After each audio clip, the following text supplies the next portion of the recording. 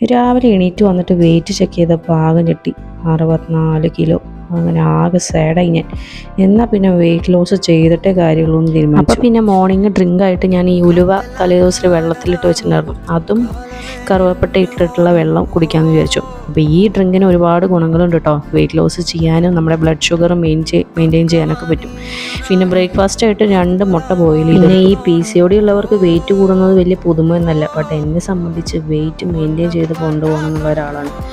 അല്ലെങ്കിൽ പിന്നെ എനിക്ക് ആകെ സ്ട്രെസ്സാവും. ഞാൻ വെയിറ്റ് കൂടി, എനിക്ക് എൻ്റെ ലുക്കൊക്കെ പോയി എന്ന് പറഞ്ഞിട്ട് എനിക്ക് ഭയങ്കര വിഷമമാവും.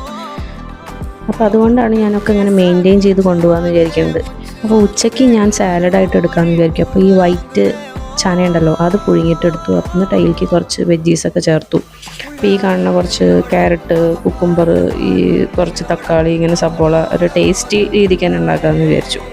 ഇങ്ങനെ ഉണ്ടാക്കി കഴിക്കേണ്ടത് നല്ലതാണ് കേട്ടോ വെയിറ്റ് ലോസിന്. പിന്നെ ഈ PCOD ഉള്ളവർ നല്ലോണം പച്ചക്കറിയൊക്കെ കഴിക്കണം എന്നാണല്ലോ, അപ്പോൾ അതിനൊരു കുറവ് വേണ്ട. പിന്നെ നമ്മുടെ ബോഡി നന്നായിട്ട് ഹെൽത്തി ആയിട്ടൊക്കെ ഇരിക്കട്ടെ എന്നൊക്കെ വിചാരിക്കും. പിന്നെ ആ ബൗളിൽ കാണുന്ന പുള്ളു ഞാൻ കഴിക്കില്ല കേട്ടോ. ഈ ഒരു പോർഷൻ സൈസിൽ കുറച്ചെടുത്തിട്ട് ഞാൻ കഴിച്ചു. പിന്നെ വൈകുന്നേരം ആയപ്പോൾ നല്ല ഷുഗർ ക്രേവിങ്സ് വന്നു. അപ്പോൾ പിന്നെ മാംഗോ ലസ്സി കുടിക്കാമെന്ന് വിചാരിച്ചു. അപ്പോൾ അത്രയേ ഉള്ളൂ. അപ്പോൾ ഇന്നത്തെ എൻ്റെ വാട്ട ഈറ്റിനെ ഡേ കഴിഞ്ഞു. അപ്പോൾ PCOD സംബന്ധിച്ച് എന്തെങ്കിലും ഡൗട്ടുകൾ ഉണ്ടെന്നുണ്ടെങ്കിൽ കമൻറ്റ് ചെയ്യുക. അപ്പോൾ എൻ്റെ വീഡിയോ കണ്ട് ഇഷ്ടമായി എല്ലാവരും ലൈക്ക് ചെയ്യുക, ഷെയർ ചെയ്യുക, സബ്സ്ക്രൈബ് ചെയ്യുക. അപ്പോൾ അടുത്ത വീഡിയോയിൽ കാണാം. Tata, bye bye, see U.